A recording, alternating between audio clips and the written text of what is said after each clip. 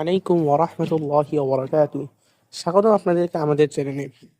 তো আজকে আমাদের ভিডিওর মূল বিষয় হলো দোয়া কবুল হয় কিছু সময় সম্পর্কে।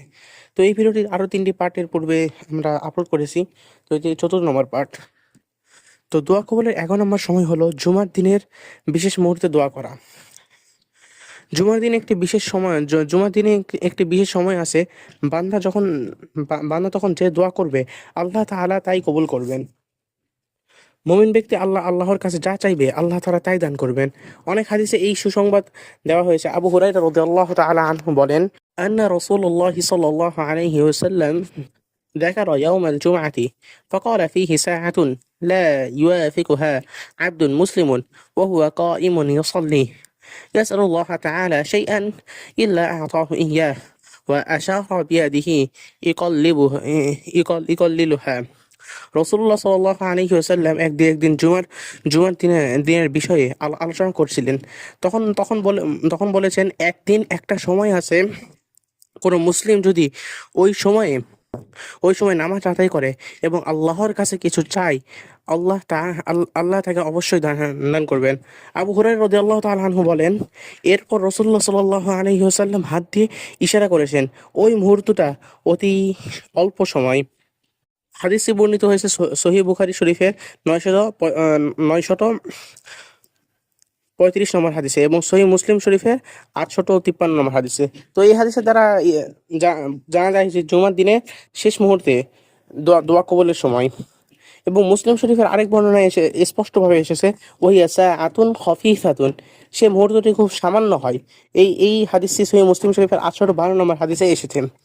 জাবের ইবনে আব্দুল্লাহ রাদিয়াল্লাহু তাআলা আনহু বলেন, রাসূল করিম সাল্লাল্লাহু আলাইহি ওয়াসাল্লাম বলেছেন, ইয়াউমুল জুমআতি ইসনাতা আশরাতা সাআতান ওয়ালা ইউজাদু আবদুন মুসলিমুন ইয়াসআলুল্লাহ শাইআন ইল্লা আতাহুল্লাহ ফালতামিসুহা আখিরাস সাআতি বা'দাল আসর।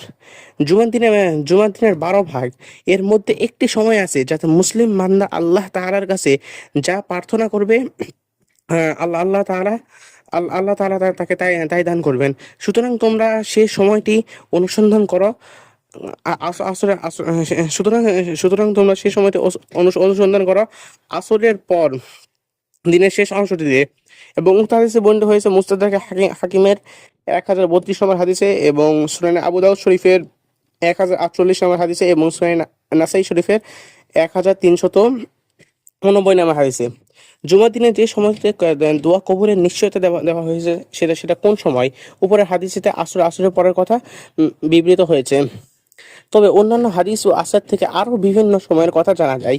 এসব হাদিস ও আসারের ভিত্তিতে ওলামায়ে কেরাম থেকে জুমার দিনের দোয়া কবুলের সময় সম্পর্কে অনেক মত বর্ণিত হয়েছে।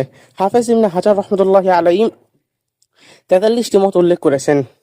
সবগুলো মত উল্লেখ করার পর হাফিজ ইবনে হাজার রাহমাতুল্লাহি আলাইহি বলেন, ওয়ালা শাক্কা আন্না আরজাহাল আকওয়ালিল মাযকুরাতি হাদিস আবি মুসা ওয়া হাদিস আব্দুল্লাহ ইবনে সালাম কামা তাকদ্দামা।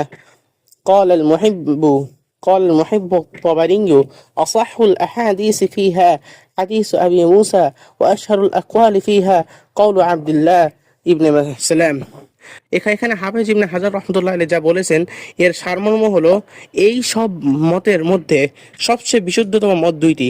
একটি হচ্ছে খতিব খুতবা দেওয়ার জন্য মিম্বরে ওঠার পর থেকে নামাজ শেষ হওয়া পর্যন্ত এই সময়ের কথা আবু মুসা আশআরী রাদিয়াল্লাহু তাআলা আনহুর হাদিসে উল্লেখ রয়েছে।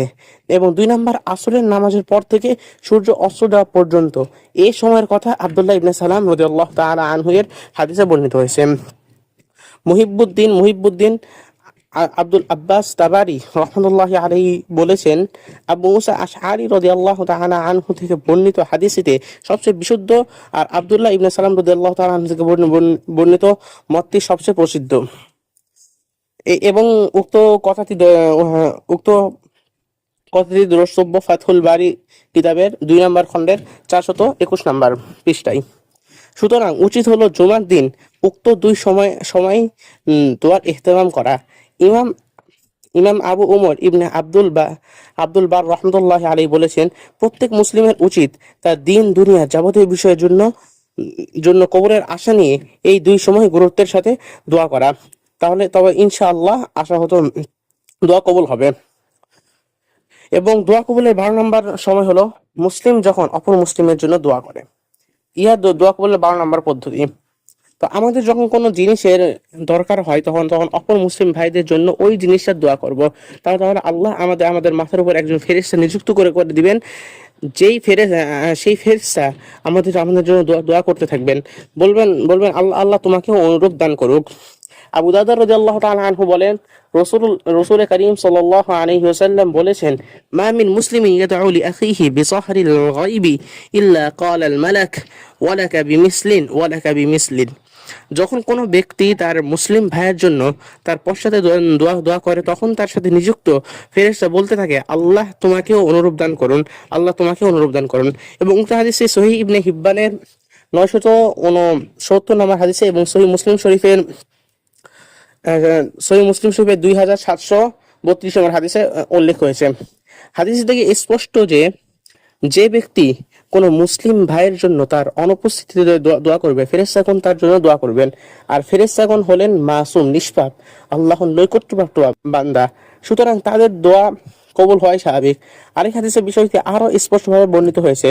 উম্মু দারদা রাদিয়াল্লাহু তাআলা আনহু বলেন, নবী করিম সাল্লাল্লাহু আলাইহি ওয়াসাল্লাম বলেছেন, দাওয়াতুল মারইল মুসলিমি লিআখিহি বিযাহরিল গায়বি মুস্তাজাবাতুন আইনদা রাসিহি মালাকুন মুআক্কালুন কুল্লামা দাআ লিআখিহি বিখাইরিন ক্বালা আল মালাকুল মুআক্কালু বিহি আমিন ওয়া লাকা বিমিসলিহি। অর্থ কোনো মুসলিমের জন্য তার অগোচরে যে দোয়া করা হয় সে দোয়া কবুল হয়। অগোচরে দোয়াকারীর মাথার নিকট একজন ফেরেশতা নিয়োজিত থাকেন। যখনই সে আপন ভাইয়ের জন্য দোয়া করে তখনই নিয়োজিত ফেরেশতা বলেন, আল্লাহ কবুল করুন এবং তোমাকে অনুরূপ দান করুন।